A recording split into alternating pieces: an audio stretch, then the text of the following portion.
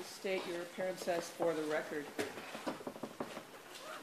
Good morning, Your Honor. George Butler, Dickinson Wright for the School District of the City of Detroit. Peter Ellsworth, also for the School District. Chelsea Smilek, also for the School District. Marshall Whittick for the Detroit Federation of Teachers and Ms. Ivy Bailey.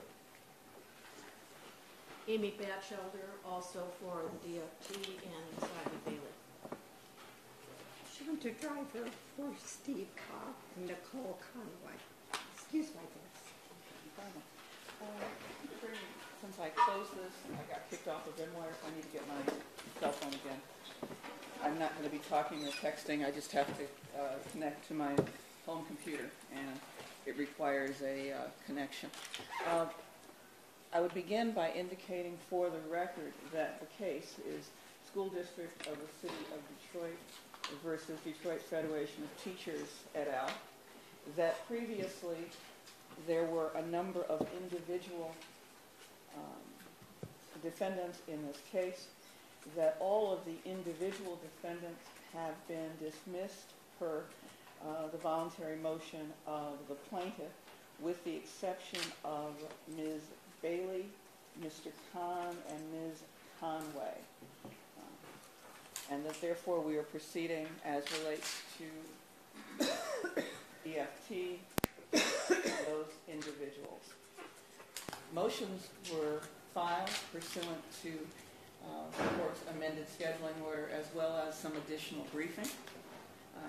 The motions that we have before us today are the motion filed on behalf of the Detroit Federation of Teachers.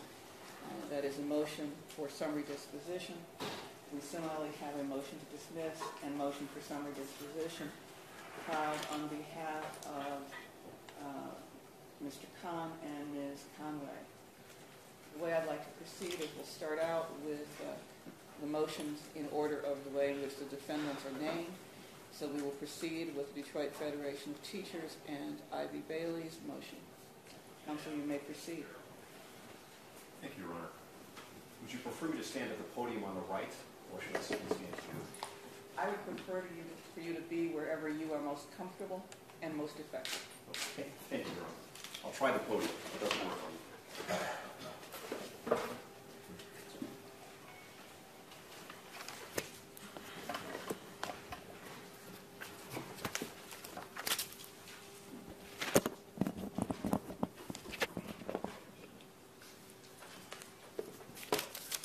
Good morning, Your Honor.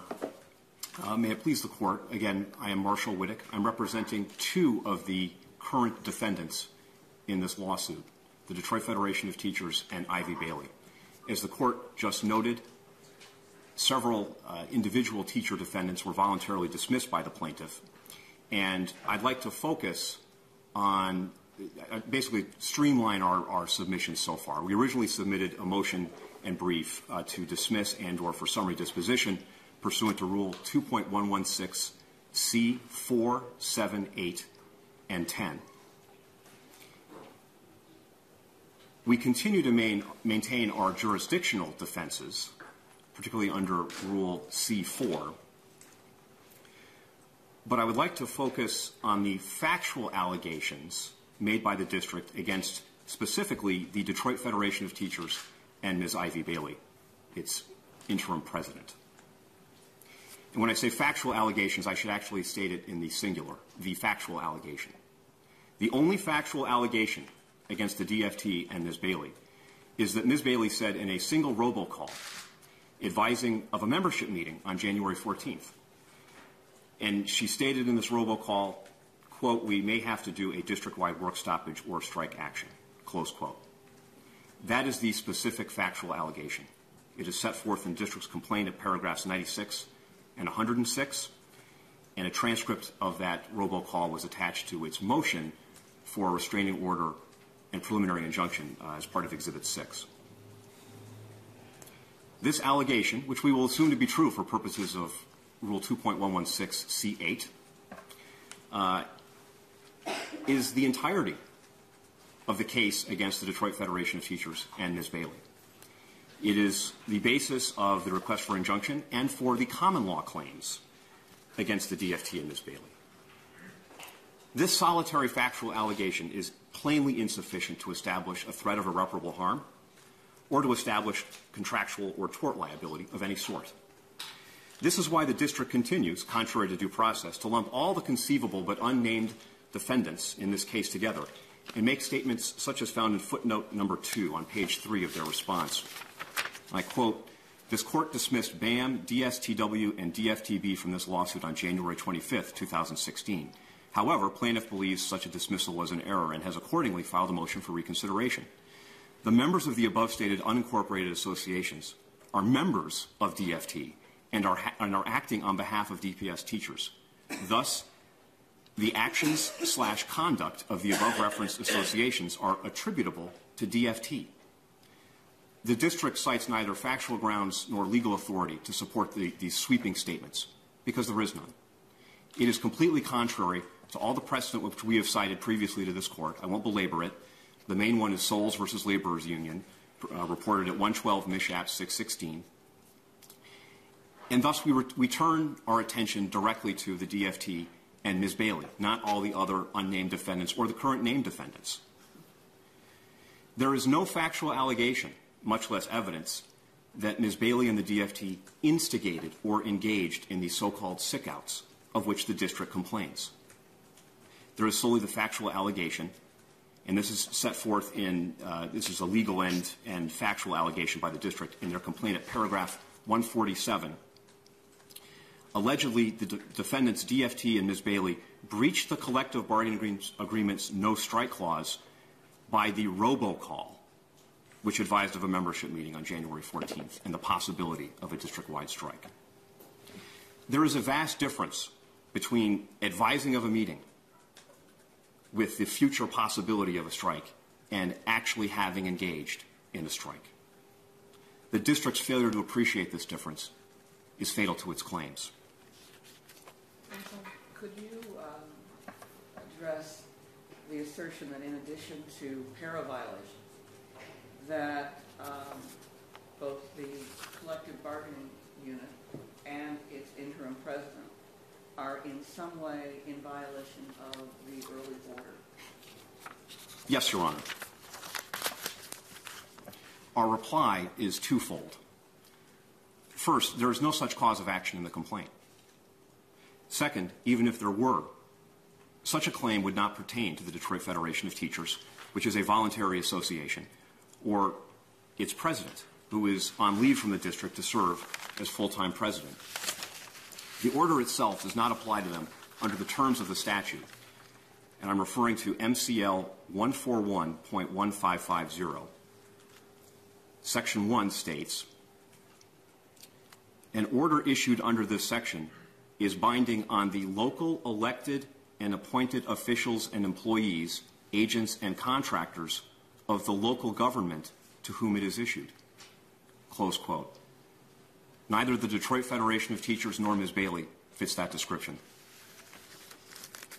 Simply put, Emergency Manager Darnell Early is not authorized by statute to issue judicially enforceable orders against the DFT or its president. In this case, it would be tantamount to a First Amendment violation for Mr. Early to issue a gag order prohibiting Ms. Bailey, as president, from making a robocall to advise of a membership meeting. And frankly, it would create a separation of powers problem for the emergency manager to be imbued statutorily with such sweeping authority over people or entities who are not under emergency financial management. Emergency Manager Darnell Early is not a legislature or attorney general unto himself. I don't see him today in the courtroom. As a result, Mr. Early's order is clearly inapplicable, and the district has failed to vest jurisdiction in this court for enforcement of his order, at least as against the DFT and Ms. Bailey. To the extent that Mr. Early believes that individual teachers are not abiding by his order, he can invoke the statutory and contractual procedures outlined in our briefs. But this lawsuit is an inappropriate instrument to achieve Mr. Early's apparent objectives, and it should be dismissed on either jurisdictional or substantive grounds. I'd like to touch for a moment also on the contractual procedures, which mostly applied to the teachers who were involved and who have been voluntarily dismissed. However, the district in its response made reference to the fact that the grievance procedures only apply to teachers. I respectfully must disagree with that position. The grievance arbitration procedure is not a one-way street where only teachers file grievances, but the district can automatically proceed to file a lawsuit. It is true, as the district points out, that the collective bargaining agreement details how teachers present grievances, first to the school principal, then up the proverbial chain. But this specificity does not amount to a blanket exemption or exclusion for the district, where, as here, the collective bargaining agreement defines the term grievance in the broadest possible terms. I'm quoting from Article 5, Section A. A grievance is a complaint that there has been a violation, misinterpretation, or misapplication of any provision of this agreement. This is not limited to teachers. Either the union or the district could bring a grievance. And under well-established case law, there is a presumption of arbitrability. And courts have held, it's true in decades past, because that's the last time these issues have really been litigated, was in decades past, a grievance procedure should still be utilized by an employer unless the grievance procedure specifically excludes them, affirmatively excludes the employer from the grievance procedure. The case that I would cite is Drake Bakeries, Inc. versus Bakery Workers, 370 U.S. 254. As for the tort claims, I'll just briefly touch on these. Based on the district's response, I'm not even sure that the tortious interference claims or the alleged school code violation would pertain to the DFT or Ms. Bailey. They would seem to pertain to the other defendants. But in an abundance of caution, I would simply note, in addition to the reasons set forth in our brief, that claims of tortious interference can only apply to third parties to a contract, not the actual parties to the contract, such as the DFT or its president. One case, this is well established in Michigan law, but just to cite one case, Reed versus Michigan Metro Girl Scout Council, 201 MISHAP 10.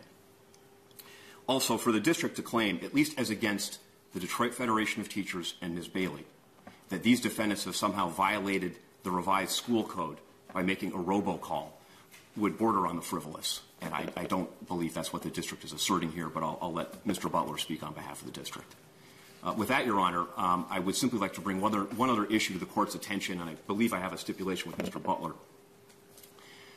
Late yesterday, Mr. Butler issued some deposition notices, and I think it would be appropriate to hold depositions in abeyance pending resolution of the motions under C4, C7, and C8, which, of course, deal with the allegations in the complaint and not upon factual discovery. Counsel, I know that you did the traditional shotgun motion under every possible section. Are you really proceeding on C10 at this time? Your Honor, I'm really not, and the reason is that was mostly for the individual teachers. We submitted the affidavit of Ivy Bailey to establish that there were procedures. The district had just started to initiate those procedures by sending out a letter. I wasn't questioning your good faith. I just knew you couldn't really be doing it, so I wanted you to state on the record that you were not proceeding under C10. Understood. Thank you very much. Thank you. And in response, please. Thank you, Your Honor. And you similarly can decide where you want to have as your platform.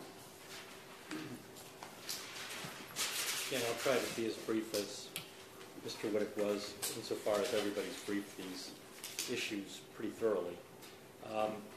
Just working backwards through some of the comments he made, Ms. Bailey is definitely an employee of the district. She's paid by the district, and she's paid in her full-time capacity as the union representative.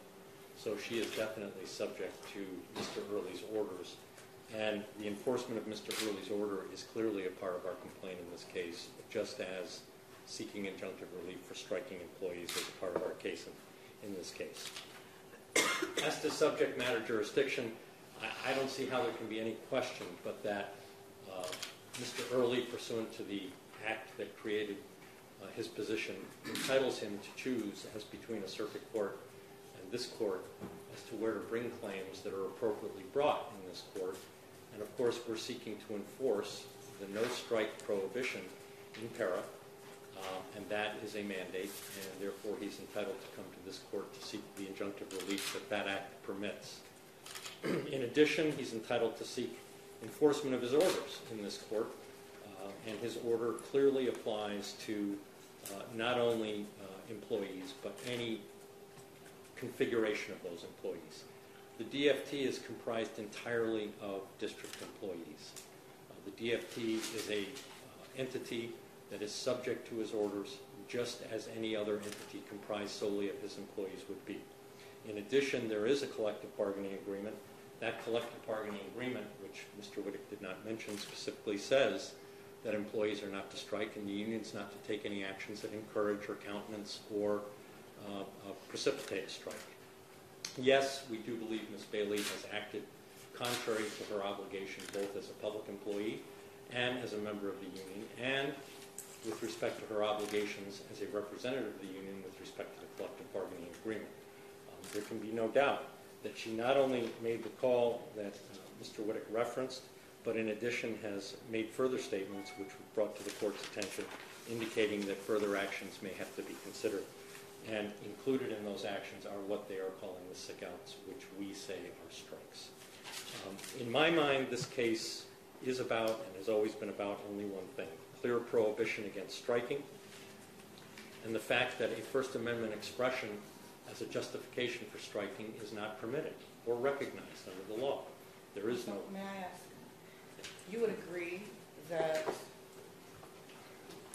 school employees have the right to express their personal opinion on issues to some extent, is that correct? Of course. Okay. And would you also agree that there is a limit to the scope, nature, and content of orders that an emergency manager may issue? There are, certainly. And would you acknowledge that at least one of the limitations would be the Constitution of the State of Michigan, the Constitution of the State of Michigan? Of course. Of the United States.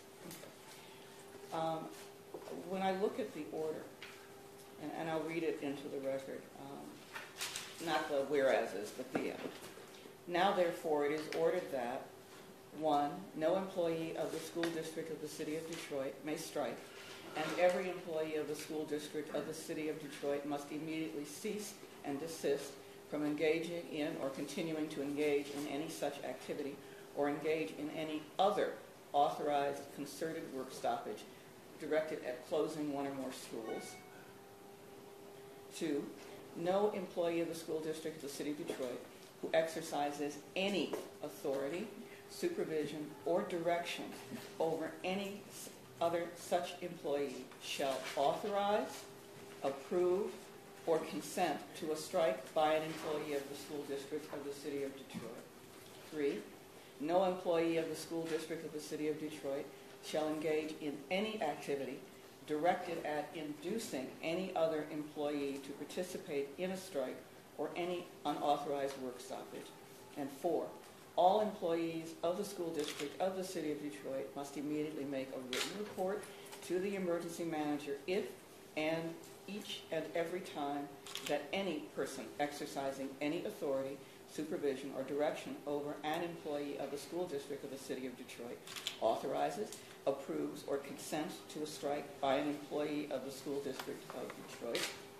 5, every employee of the school district must immediately make a written report to the emergency manager each and every time the employee receives or is aware of information advocating for a strike or other unauthorized work stoppage by or on the part of one or more of the employees in the school district.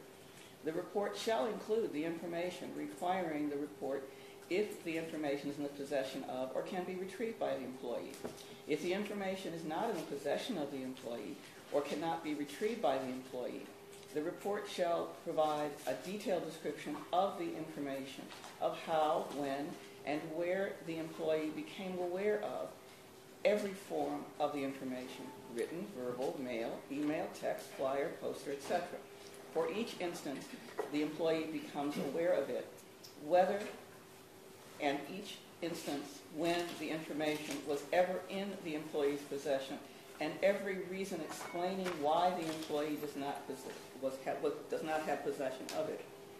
Each and every employee of the school district must immediately make a written report to the emergency manager if, during the 2015-16 school year or thereafter, the employee failed to report for duty, was willfully absent from the employee's position, or engaged in a stoppage of work, or abstained in whole or in part from full, faithful, and proper performance of the duties of employment for the purposes of inducing, influencing, or coercing a change in employment conditions, compensation, or the rights, privileges, obligations of employee, or for the purpose of testing an alleged unfavorable practice, or for any other reason, the purpose of which is directed at closing one or more schools.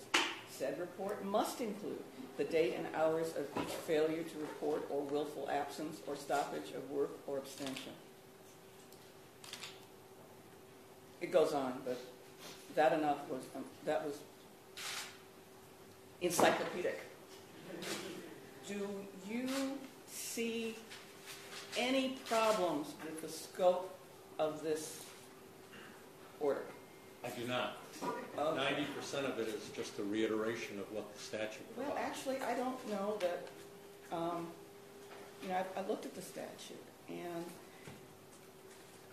let's look at number 2, and I want you to help me understand how it conforms with it. No employee of the school district who exercises any authority, supervision, or direction over any such employee shall authorize, approve, or consent to a strike by an employee of the school district. So, let's assume that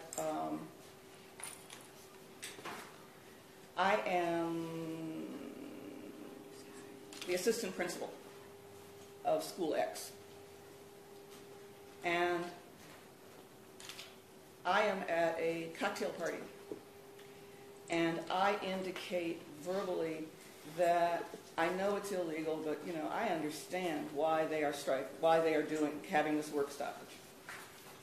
Would you agree that that is a violation of number 2? No. Okay.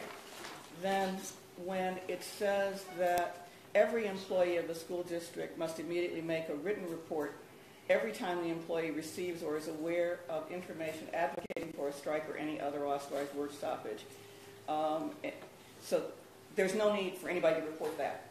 No, there is. Pardon me? Yes, there is. That's in the order. No. We're still at the same cocktail party. The assistant principal says, I understand. They shouldn't be doing it, but I understand it. That is arguably approval. That is moral. I don't think so. I think that's... Okay, so tell me what approval means. That's probably where I'm lost. Where if I'm at that cocktail party and I'm saying they should strike, they should continue the strikes, I think they should strike, I'm with them, I'm going to strike with them, that's totally different than saying I understand why they're doing it. I understand. And if the same person says, let's assume, and I'm not quite sure what any authority, supervision, or direction necessarily means, but let's assume that we have an officer of the Detroit Federation of Teachers, not Ms. Bailey, but any other officer, and that officer says,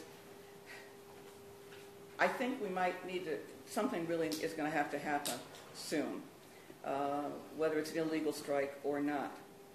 Is that individual an individual who has violated Section 2? By not reporting in their capacity as a district employee. No, they just said this. Right. And So that they order said, says if they are advocating... I don't mean to interrupt you. I haven't been speaking. When the